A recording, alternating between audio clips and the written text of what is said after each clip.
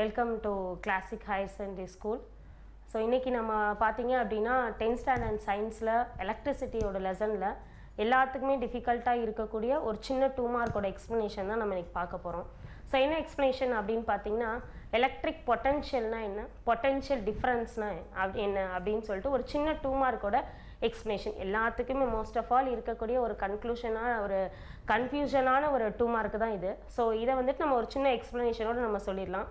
அதுக்கு முன்னாடி எலக்ட்ரிசிட்டியோட ஒரு சின்ன எக்ஸ்ப்ளனேஷன் மட்டும், அண்ட் தென் எலக்ட்ரிக் கரண்ட்னா என்னன்னு பார்த்துட்டு அந்த கொஸ்டின்ஸை பார்க்கலாம். ஏன்னா எலக்ட்ரிக் கரண்ட் அப்படிங்கிறதுமே ஒரு இன்சைட் 2 மார்க் கொஸ்டின் தான். ஸோ அதையும் பார்த்துட்டு நம்ம இந்த எக்ஸ்ப்ளனேஷனை பார்க்கலாம். ஓகே, ஸோ லெசனுக்குள்ளே போகலாம் நம்ம. ஸோ இன்றைக்கி நம்ம பார்க்க போகிற லெசன் பார்த்தீங்க அப்படின்னா எலக்ட்ரிசிட்டி. ஸோ எலக்ட்ரிசிட்டி அப்படின்னாக்கா ஃப்ளோ ஆஃப் சார்ஜஸ். ஸோ ஒரு கரண்ட் அண்ட் ஃப்ளோ ஆகுது அப்படிங்கிறது நம்ம எதை வச்சு டிஃபைன் பண்ணுறோம் அப்படின்னா, சார்ஜஸ் ஃப்ளோ ஆகிறது தான் நம்ம எலக்ட்ரிசிட்டி, கரண்ட் எலக்ட்ரிசிட்டி அப்படின்னு சொல்லிட்டு நம்ம சொல்கிறோம். ஸோ இன்ட்ரடக்ஷனில் பார்த்தீங்க அப்படின்னாக்கா நம்ம 2 விஷயம் தான் நமக்கு தெரியும். Electricity deals with the flow of electric charges. Electric charges flow ஆகிறது தான் நம்ம எலக்ட்ரிசிட்டின்னு சொல்கிறோம். ஸோ டே டு டே லைஃப்பில் நம்ம பார்க்கக்கூடிய எல்லா விஷயத்துலையுமே எலக்ட்ரிசிட்டி இருக்குது. நம்ம பார்க்கக்கூடிய வீடியோவாக இருக்கட்டும், இல்லை நம்ம யூஸ் பண்ணக்கூடிய மொபைல், கேட்ஜெட்ஸ், எலக்ட்ரானிக் எக்யூப்மெண்ட்ஸ் எல்லாத்துலேயுமே நமக்கு என்ன தேவை அப்படின்னா எலக்ட்ரிசிட்டி தேவை. ஸோ எலக்ட்ரிசிட்டி இல்லாமல் எதையுமே நம்ம என்ன பண்ண முடியாது அப்படின்னாக்கா இப்போ இருக்க காலகட்டத்தில் எந்த ஒரு விஷயத்தையுமே நம்ம தெரிஞ்சுக்க முடியாது. ஸோ அந்த அளவுக்கு தான் நம்ம எலக்ட்ரிசிட்டி அப்படிங்கிறது ஒரு needable one. Okay, so next நம்ம பார்க்க போகிறது பார்த்தீங்க அப்படின்னா definition of electric current. So இதுக்கு முன்னாடி நமக்கு பேசிக்காக தெரியக்கூடிய 2 சார்ஜஸை பற்றி ஃபஸ்ட்டு நம்ம சொல்லிடலாம். ஸோ என்னென்ன சார்ஜஸ் அப்படின்னு பார்த்தீங்கன்னா positive charge and negative charge. So நமக்கு தெரிஞ்ச 2 சார்ஜ், ஒன்று என்னது positive charge and another thing பார்த்தீங்க அப்படின்னா negative charge. So positive charge அப்படிங்கிறது பார்த்தீங்க அப்படின்னா it is the out side the charges. அதாவது எனக்கு சார்ஜஸோட எலக்ட்ரிக் ஃபீல்டு ஃபோர்ஸ் வந்துட்டு பார்த்தீங்க அப்படின்னா அவுட் சைடில் தான் எனக்கு என்ன பண்ணும் அப்படின்னாக்கா ஃப்ளோ ஆகும். So outside the flow of சார்ஜஸை தான் நம்ம பாசிட்டிவ் சார்ஜ் அப்படின்னு சொல்கிறோம். ஸோ நெகட்டிவ் சார்ஜ் அப்படின்னு பார்த்தீங்க அப்படின்னா இன்சைடு. ஸோ எல்லாமே நமக்கு எப்படி இருக்கும் அப்படின்னா, என்னோட எலக்ட்ரிக் ஃபீல்ட் லைன்ஸ் எல்லாமே வந்துட்டு பார்த்தீங்க அப்படின்னா இன்சைடில் தான் இருக்கும். இந்த மாதிரி நம்ம சொல்லுவோம். So one is positive charge and another one is negative charge. So இது இல்லாமல் இன்னொரு சார்ஜஸும் இருக்குது. அதை நம்ம இன்னும் கொஞ்சம் ஹையர் செகண்டரி போகும்போது நம்ம பார்த்துக்கலாம். ஸோ இதில் இன்னொரு விஷயம் நம்ம பார்க்க போகிறது என்ன அப்படின்னு பார்த்தீங்கன்னா, எலக்ட்ரிக் ஃப்ளோ கரண்ட் அப்படிங்கிறது ஃப்ளோ ஆஃப் சார்ஜஸ் அப்படின்னு சொல்லிட்டோம். ஸோ அந்த ஃப்ளோ ஆஃப் சார்ஜஸ் அப்படிங்கிறது எப்படி எனக்கு ஃப்ளோ ஆகும் அப்படின்னு பார்த்தீங்கன்னா, from higher potential to lower potential. எப்படி எனக்கு ஃப்ளோ ஆகும் அப்படின்னு பார்த்தீங்கன்னா, from higher potential to lower potential. அதாவது பாசிட்டிவ்லேருந்து தான் எனக்கு எங்கே ஃப்ளோ ஆகுது அப்படின்னு நம்ம சொல்கிறோம்னா நெகட்டிவில் ஃப்ளோ ஆகுதுன்னு சொல்கிறோம். ஸோ அந்த ஃப்ளோ ஆஃப் சார்ஜஸ் அப்படிங்கிறதுல எது எனக்கு ஃப்ளோ ஆகுது அப்படின்னு பார்த்தீங்கன்னா இஸ் நத்திங் பட் எலக்ட்ரான்ஸ். இது எனக்கு ஃப்ளோ ஆகுது, it is nothing but electrons. So electrons அப்படிங்கிறது என்னன்னு பார்த்தீங்கன்னா it is a negative charge. So நமக்கு தெரியும் எலக்ட்ரான்ஸ் அப்படிங்கிறது என்ன, it is a negative charge அப்படின்னு சொல்லிட்டு நம்ம சொல்கிறோம். ஓகே, ஸோ நெக்ஸ்ட் நம்ம பார்க்க போகிறது definition of electric current.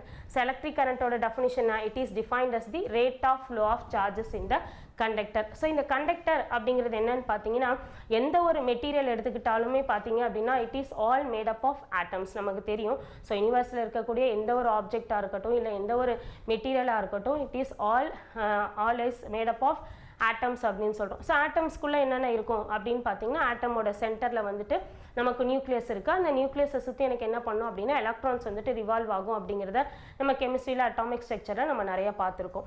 Okay, so இந்த இடத்துல அப்போ கண்டக்டர் அப்படின்னா என்ன அர்த்தம் அப்படின்னா it conduct the current. So கரண்ட்டை வந்துட்டு ஒரு இடத்துலேருந்து இன்னொரு இடத்துக்கு கண்டக்ட் பண்ணக்கூடியது தான் நம்ம கண்டக்டர்னு சொல்கிறோம். இது இல்லாமல் நமக்கு இன்னும் 2 விஷயம் இருக்கும். செமி கண்டக்டர்னு ஒன்று சொல்லுவோம், இன்சுலேட்டர் அப்படின்னு சொல்லிட்டு ஒன்று சொல்லுவோம். ஸோ செமி கண்டக்டர் அப்படின்னா partially conducting the current. So ஒரு ஹாஃப் வந்துட்டு எனக்கு கரண்ட்டை கண்டக்ட் பண்ணும், ஒரு ஹாஃப் வந்துட்டு எனக்கு கரண்ட்டை கண்டக்ட் பண்ணாது. ஸோ இன்சுலேட்டர் அப்படிங்கிறது வந்துட்டு எனக்கு கரண்ட்டை கண்டக்டே பண்ணாது. எக்ஸாம்பிளுக்கு பிளாஸ்டிக்கு, வுட்டு இதெல்லாம் பார்த்தீங்க அப்படின்னா கரண்ட்டை கண்டக்டே பண்ணாது. ஸோ இப்போ கண்டக்டர் அப்படிங்கிறதுக்கு எக்ஸாம்பிள் பார்த்தீங்க அப்படின்னாக்கா காப்பர் ராட் இருக்குது, அயன் ராட் இருக்குது. ஸோ இது எல்லாமே பார்த்தீங்க அப்படின்னா கண்டக்டர். ஸோ அப்போ கண்டக்டருக்கு வெறும் கண்டக்டரை மட்டும் நம்ம எடுத்துக்கிட்டோம் அப்படின்னா எனக்கு அதில் வந்துட்டு கரண்ட் ஃப்ளோ இருக்குமா அப்படின்னா கிடையாது. ஏன் நம்ம அந்த இடத்துல இருக்காது அப்படின்னு சொல்கிறோம் அப்படின்னு பார்த்தீங்கன்னா, ரேண்டமாகவே இப்போ எக்ஸாம்பிளுக்கு நான் ஒரு அயன் ராட் எடுத்துக்கிறோன்னு வச்சுக்கோங்களேன். ஸோ ஒரு அயன் ராட் எடுத்துக்கிறேன். ஸோ இந்த அயன் ராடுக்குள்ளே ஆல்ரெடி என்ன இருக்கும் அப்படின்னா நிறைய நம்பர் ஆஃப் எலக்ட்ரான்ஸ் வந்துட்டு ரேண்டம் மேனரில் இருக்கும். எப்படி இருக்கும் அப்படின்னு பார்த்தீங்கன்னா it is in random manner. So ரேண்டமாக எல்லா சைடுமே எனக்கு வந்துட்டு எலக்ட்ரான்ஸ் மூவ் ஆகிட்டு இருக்கும். ஆனால் இதில் எனக்கு கரண்ட் இருக்குதா அப்படின்னா கிடையாது. ஏன் அப்படி சொல்கிறோன்னா, எனக்கு உள்ளுக்குள்ளே இருக்க எலக்ட்ரான்ஸ் வந்துட்டு ஒன்னோட ஒன்று அப்போஸ் பண்ணும். ஸோ ஒரு எலக்ட்ரானும் இன்னொரு எலக்ட்ரானுக்கு என்ன பண்ணும் அப்படின்னா it is opposes the charges. அப்போது ஒரு எலக்ட்ரான் எலக்ட்ரான் எனக்கு அப்போர்ட்ஸில் போகுது அப்படின்னா அதுக்கு ஆப்போசிட்லையோ இல்லை வேறு ஏதோ ஒரு இடத்துல என்னோட எலக்ட்ரான்ஸ் என்ன பண்ணும் அப்படின்னா டவுன்வர்ட்ஸில் போகும். இல்லை ஒரு எலக்ட்ரான்ஸ் எனக்கு இந்த சைடு போகுது, இந்த வாலில் போகுது, ஒரு எலக்ட்ரான்ஸ் எனக்கு இந்த சைடு போகுது அப்படின்னா it opposes the electron. So இந்த மாதிரி இடத்துல எனக்கு வெறுமன மெட்டீரியலில் மட்டுமே வந்துட்டு எனக்கு எலக்ட்ரான்ஸ் இருக்கிறதுனால மட்டும் கரண்ட் பாசேஜ் இருக்காது. ஸோ இதுக்கு தேவையான கரண்ட், இதுக்கு தேவையான பேட்டரியை, இதுக்கு தேவையான பொட்டென்ஷியல் டிஃபரன்ஸை நம்ம கொடுத்தா மட்டும்தான் இந்த மெட்டீரியல் என்ன பண்ணும் அப்படின்னா கரண்ட் வந்துட்டு ஃப்ளோ ஆகும்.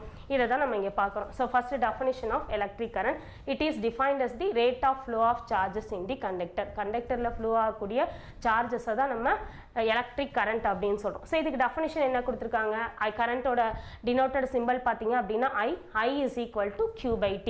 Q அப்படிங்கிறது என்ன அர்த்தம், flow of charges per unit time. So அப்போ பர் யூனிட் டைமுக்கு எவ்வளோ number of flow of charges போகுதோ அதை தான் நம்ம என்ன சொல்கிறோம், எலக்ட்ரிக் கரண்ட் அப்படிங்கிறது. ஸோ அப்போ I is equal to Q/T. So இங்கே நம்ம ஆல்ரெடி எழுதியிருக்கோம். Q அப்படின்னா என்ன, net charge passes through any cross section of a conductor. ரெண்டாவது ஒன்று பார்த்தீங்க அப்படின்னா டீனா என்ன அர்த்தம், current flowing through the conductor. அந்த கண்டக்டரில் பாஸ் ஆகக்கூடிய அந்த டைமை தான் நம்ம என்ன சொல்கிறோம் அப்படின்னாக்க time current flowing through the conductor அப்படின்னு சொல்கிறது. ஸோ நெக்ஸ்ட் நம்ம பார்க்க போகிறது, இப்போ முக்கியமாக நம்ம என்ன விஷயம் சொல்ல வந்தேனோ அதை சொல்லிடுறோம். ஸோ ஒரு important 2 mark question, electric potential and potential difference. So இதை வந்துட்டு நம்ம என்ன பண்ணலாம் அப்படின்னா 2 விதமாக பிரிச்சுக்கலாம். ஸோ ஒரு 2 ஹாஃபாக நான் உங்களுக்கு பிரித்து எக்ஸ்பிளேஷன் பண்ணுறேன். ஒரு ஹாஃப் பார்த்தீங்க அப்படின்னாக்கா எலக்ட்ரிக் பொட்டன்ஷியல், செகண்ட் திங் பார்த்தீங்க அப்படின்னா பொட்டன்ஷியல் டிஃப்ரென்ஸ். ஸோ இந்த எலக்ட்ரிக் பொட்டன்ஷியலை நான் என்ன பண்ணிக்கிறேன் அப்படின்னா ஒரு பாசிட்டிவ் சார்ஜ் எடுத்துக்கிறோம். ஸோ அதே மாதிரி இந்த பொட்டன்ஷியல் டிஃப்ரென்ஸ்லையும் நான் என்ன பண்ணுறேன் அப்படின்னா ஒரு பாசிட்டிவ் சார்ஜ் நான் எடுத்துக்கிறேன். ஓகே, ஸோ அப்போது இந்த பொட்டன்ஷியல், இந்த பாசிட்டிவ் சார்ஜுக்கு வந்து நான் என்ன பண்ணுறேன் அப்படின்னா from infinity to the charge, நான் இன்ஃபினிட்டியில் ஏதோ ஒரு இடத்துலேருந்து ஒரு சார்ஜை நான் கொண்டு வரேன். அந்த சார்ஜ் வந்துட்டு இது என்ன பண்ணும் அப்படின்னா it against the electric force. இது என்ன பண்ண போகுது அப்படின்னா it against the electric force. அப்போது இன்ஃபினிட்டி, நான் எங்கேருந்து இன்னொரு சார்ஜ் கொண்டு வர போகிறேன் அப்படின்னு பார்த்தீங்கன்னா ஃப்ரம் இன்ஃபினிட்டி. ஸோ இன்ஃபினிட்டி அப்படிங்கிறதுலேருந்து நான் கொண்டு வரக்கூடிய இந்த சார்ஜ் பார்த்தீங்க அப்படின்னா against the electric force நம்ம சொல்கிறோம். மெயின் வேர்டு இதில் அதுதான் டெஃபினிஷனில் மெயின் வேர்டு என்ன அப்படின்னு பார்த்தீங்கன்னா against the electric force. ஏன் against, எதனால againstஆக இருக்கும் நமக்கு தெரியும். ஸோ இதுவும் எனக்கு பாசிட்டிவ். அப்போ நான் இன்ஃபினிட்டிலேருந்து கொண்டு வர சார்ஜும் என்னவாக தான் எனக்கு இருக்கும், அப்போது பாசிட்டிவாக தான் இருக்கும். ஸோ பாசிட்டிவ் நமக்கு தெரியும், it has the repulsive force அப்படின்னு சொல்லிட்டு நம்ம படிச்சிருக்கோம் சின்ன கிளாஸ்லேயே. ஸோ 8th 9thலேயும் நம்ம பண்ணியிருக்கோம். ஸோ பாசிட்டிவ் அப்படிங்கிறது நமக்கு என்ன அர்த்தம், ரிப்பல்சிவ் ஃபோர்ஸ். அப்போது it against the electric force. அப்போது நான் இன்ஃபினிட்டிலேருந்து கொண்டு வர சார்ஜும் எனக்கு பாசிட்டிவ் சார்ஜ் தான், நான் எடுத்துக்கக்கூடியதும் பாசிட்டிவ் சார்ஜ் தான். இது ரெண்டும் என்ன பண்ணும் அப்படின்னாக்க ரிப்பல் பண்ணும்.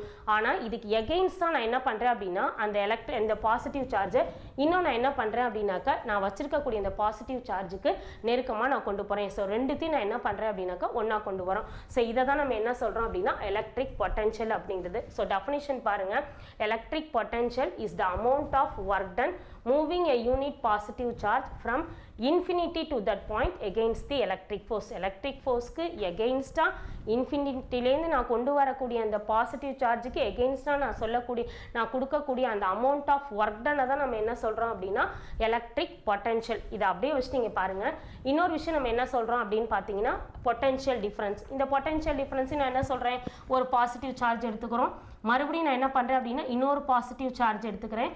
ஸோ இது நம்ம ஆல்ரெடி நான் ஃபஸ்ட்டில் சொன்ன மாதிரியே இது எல்லாமே எனக்கு எப்படி இருக்கும் அப்படின்னா அவுட் சைடு தி சார்ஜஸ் தான். இது எல்லாமே எனக்கு என்ன பண்ணும், வெளியில் நோக்கி போகும். அதே மாதிரி தான் இங்கேயும் எனக்கு இந்த பாசிட்டிவ் சார்ஜ் எனக்கு என்ன பண்ணும் அப்படின்னா வெளியில் நோக்கி போகும். இங்கே நான் சொன்னது என்ன அப்படின்னு பார்த்தீங்கன்னா இன்ஃபினிட்டி டு த சார்ஜ். ஆனால் இங்கே நான் என்ன சொல்கிறேன் அப்படின்னா இந்த 2 சார்ஜுக்கும் இடையில இருக்கிற டிஸ்டன்ஸ் எனக்கு தெரியும், அதுதான் மெயின் விஷயம். ஸோ இதில் பார்த்தீங்க அப்படின்னா எகெயின்ஸ்ட்னு நான் சொல்லிட்டேன். எகெயின்ஸ்ட்னு சொல்கிறதுக்கு முன்னாடி என்னோட சார்ஜ் வந்துட்டு இன்ஃபினிட்டிலேருந்து வருதுன்னு சொல்கிறேன்.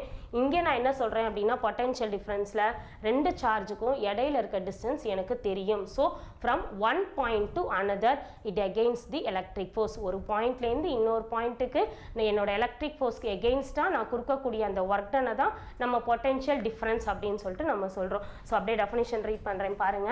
Electric potential difference between then 2 points is defined as the amount of work done in moving a unit positive charge from one point to another point against the electric force. So அப்ப என்ன சொல்லியிருக்கோம் நம்ம electric potential அப்படிங்கிறது வந்துட்டு from infinity to that point against the electric force நான் கொடுக்கக்கூடிய அந்த amount of work தான் நம்ம electric potentialனு சொல்றோம்.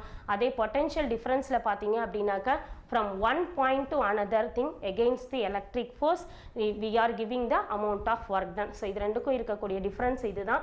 So ஒரு important 2 mark question கூட இது. So ரெண்டுக்கும் இருக்கிற difference உங்களுக்கு almost clear-ஆ இருக்கும்னு நினைக்கிறேன்.